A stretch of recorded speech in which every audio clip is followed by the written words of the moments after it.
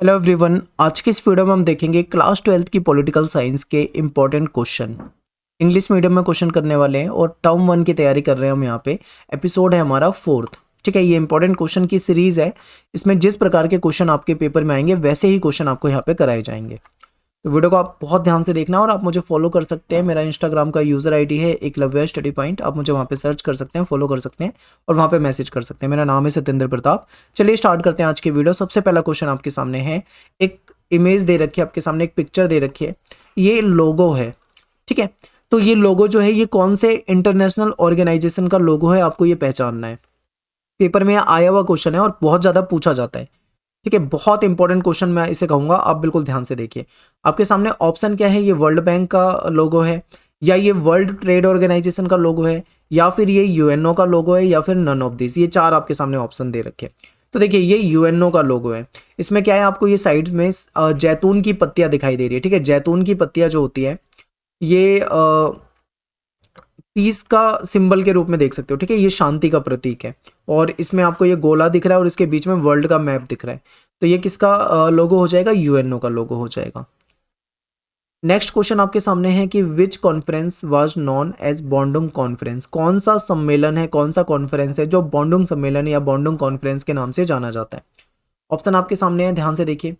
तो ऑप्शन में है Asian relation conference, Afro Asian conference, name conference, या फिर बेलग्रेड कॉन्फ्रेंस। तो देखिए जो अफ्रीका और एशिया के देशों का जो कॉन्फ्रेंस था, एफ्रो एशियन कॉन्फ्रेंस, इसको हम बॉन्डुंग कॉन्फ्रेंस के नाम से जानते हैं। क्यों जानते हैं, क्योंकि ये जो कॉन्फ्रेंस था ये कहाँ पे हुआ था, ये बॉन्डुंग में हुआ था, इसीलिए इसका नाम भी बॉन्डुंग ही पड़ गया। तो दोनों नाम है इसके, तो आपको याद रखना है। क्वेश्चन आपसे ये भी पूछा जा सकता है, मान लो ये चीज आपको क्वेश्चन में दे दें और बॉन्डुंग आपको ऑप्शन में दे दें, घुमा के भी पूछ सकते हैं, तो आपको पता होना चाहिए। ठीक है, इंपॉर्टेंट है। नेक्स्ट क्वेश्चन आपके सामने है रीजन एंड असर्शन वाला क्वेश्चन आपका। तो इसको ध्यान से देखिए। इसमें यह कहा जा रहा है कि जो पहला वर्ल्ड वॉर जब हुआ था तो उसने इनकरेज किया वर्ल्ड को इस बात के लिए कि हमें एक इंटरनेशनल ऑर्गेनाइजेशन जो है उसका सेटअप करना चाहिए, जो विभिन्न देशों के बीच में जो कॉन्फ्लिक्ट होते हैं, जो विवाद होते हैं, उससे डील कर सके। यानी कि दूसरे शब्दों में ऐसा कह सकते हैं कि वर्ल्ड को ज़रूरत ऐसी महसूस हुई कि जब पहला वर्ल्ड वॉर जो 1914 से 18 वाला जब ख़त्म हुआ, तो ऐसा महसूस हुआ कि वर्ल्ड में कोई ना कोई एक ऐसी इंटरनेशनल ऑर्गेनाइजेशन होनी चाहिए जो विभिन्न देशों के बीच में जो कॉन्फ्लिक्ट हो जाते हैं उसको डील कर सके। ऐसी ज़रूरत महसूस हुई। क्या ये हमारा असर्शन जो है ये क्या ये ठीक है? ये बिल्कुल ठीक है, परफेक्ट। ठीक है, इसीलिए क्या बनाया गया था, लीग ऑफ नेशंस बनाया गया था। आपने पढ़ा होगा चैप्टर में कि जब ये जरूरत महसूस हुई तो लीग ऑफ नेशंस बनाया गया। तो चलिए आगे रीजन को समझते हैं।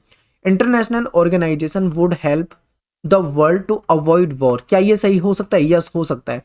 क्योंकि इंटरनेशनल जो ऑर्गेनाइजेशन था, हम ये मान के चल रहे थे कि ये जो ऑर्गेनाइजेशन होंगे ये कहीं ना कहीं हेल्प करेंगे वर्ल्ड में जो वॉर होते हैं उसको रोका जा सके या उसको अवॉइड किया जा सकता है इनके जरिए। तो ऐसा माना जा रहा था। ठीक है, इसीलिए लीग ऑफ नेशंस बनाया गया था। क्या ये इसकी एक्सप्लेनेशन है? बिल्कुल एक्सप्लेन कर रहा है और परफेक्ट बिल्कुल कर रहा है। तो अपना आंसर क्या हो जाएगा, बोथ ए एंड आर जो है वो ट्रू है और आर जो है वो करेक्ट एक्सप्लेनेशन है ए की, यानी रीजन जो है करेक्ट एक्सप्लेनेशन असर्शन का है। ठीक है, तो अपना ए आंसर यहाँ पे ठीक हो जाएगा। नेक्स्ट क्वेश्चन है where did India conduct its nuclear test. ये भी पेपर में आ सकता है आपके। भारत में जो परमाणु परीक्षण होते हैं यानी न्यूक्लियर टेस्ट होते हैं तो वो कहाँ पे कंडक्ट किए जाते हैं? पहला जो हुआ था हमारा वो हुआ था मई 1974 में, उसके बाद फिर 1998 में हुआ था। तो ये कहाँ पे होता है? तो ये हमारे होता है राजस्थान के पोखरण में। ठीक है, तो ये इंपॉर्टेंट है आपके लिए, बहुत ज़्यादा इंपॉर्टेंट है, याद रखिए। नेक्स्ट क्वेश्चन आपके सामने है, इसे ध्यान से देखो। आपको पता है कि इंडिया और इजराइल की रिलेशनशिप पिछले कुछ वर्षों में देखें तो बहुत अच्छी हुई है। ठीक है, पहले भी ठीक थी लेकिन अब बहुत ज़्यादा अच्छी है। तो इसके पीछे कई सारे फैक्टर्स हैं और वो फैक्टर्स जो है आपके सामने ऑप्शन में दे दिए हैं, आपको ध्यान से देखना और समझना है। पहला है डिफेंस के क्षेत्र में, यानी डिफेंस, यस बिल्कुल है। एग्रीकल्चर के क्षेत्र में देखें, यहाँ पे भी मतलब कहीं ना कहीं रिलेशन देखा जाए तो बढ़िया हुए हैं। इकोनॉमिक क्षेत्र में देखें तो ये भी ठीक है आपका। तो यहाँ पे आंसर अपना हो जाएगा ऑल ऑफ अबो। देखो यहाँ पे टाइपिंग की मिस्टेक हो गई है, माफ़ी चाहता हूँ। यहाँ पे आंसर हो जाएगा ऑल ऑफ अबो। ठीक है, तो आप समझ रहे हो कि तीनों ही पॉइंट ठीक है, तो अपना आंसर क्या हो जाएगा, सभी, उपरोक्त सभी, ऑल ऑफ अबो। और चलते हैं फिर अपने अगले क्वेश्चन पे। ध्यान से देखो इस क्वेश्चन को, क्योंकि पेपर में ये पूछा हुआ क्वेश्चन है। ठीक है, चाइनीज जो रिवोल्यूशन था या चीनी क्रांति जो थी, ये कब हुई थी? तो आपको पता होना चाहिए 1949 में। इंपॉर्टेंट है, पूछा जाता है पेपर में इसलिए।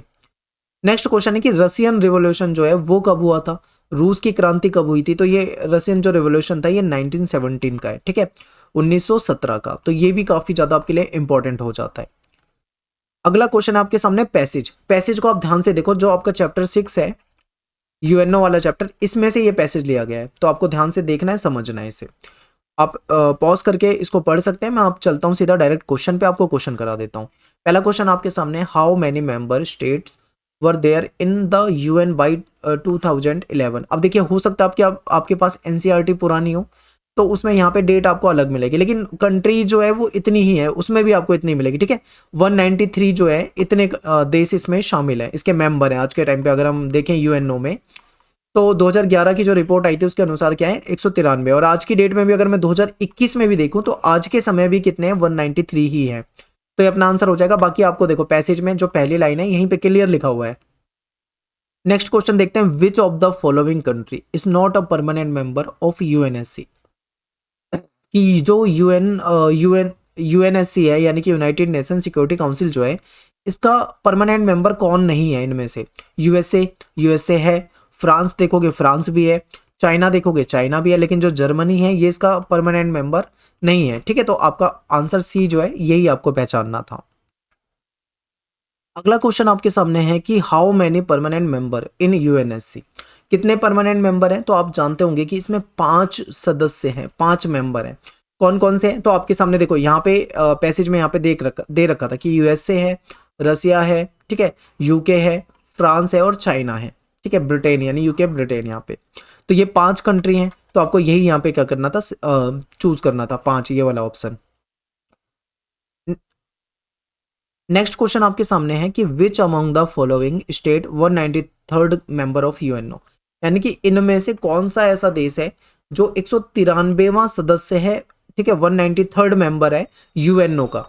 यूएनओ में टोटल 193 मेंबर है आज के समय में। तो जो सबसे या फिर ऐसे कह सकते हैं लास्ट मेंबर, यानी ये अभी आज की डेट में देखें तो 193 है, तो इसमें लास्ट जो है वो कौन सा मेंबर है? तो उसमें देखो, जो साउथ सूडान है ये इसका 193वां यानी 193rd मेंबर है। ठीक है, तो ये आपके पेपर में पूछा जा सकता है, इंपॉर्टेंट है। तो यहाँ पे हमारा वीडियो जो था वो खत्म हो जाता है, और यहाँ पे हम हर तरह के क्वेश्चन की प्रैक्टिस कर रहे हैं। एमसीक्यू क्वेश्चन भी लिए हमने, इसमें इमेज वाला, पिक्चर वाला क्वेश्चन भी आपको बताया है, और रीजन और असर्शन के भी क्वेश्चन हमने यहाँ पे रखे हैं, पैसेज का क्वेश्चन भी आपके सामने किया है। तो इसी तरीके के क्वेश्चन आपके पेपर में आएंगे, तो वीडियो आपके लिए बहुत इंपॉर्टेंट होगी, आप इसको देखते रहें। मिलते हैं आपसे नेक्स्ट वीडियो में। थैंक्स फॉर वॉचिंग सभी को। जय हिंद, जय भारत।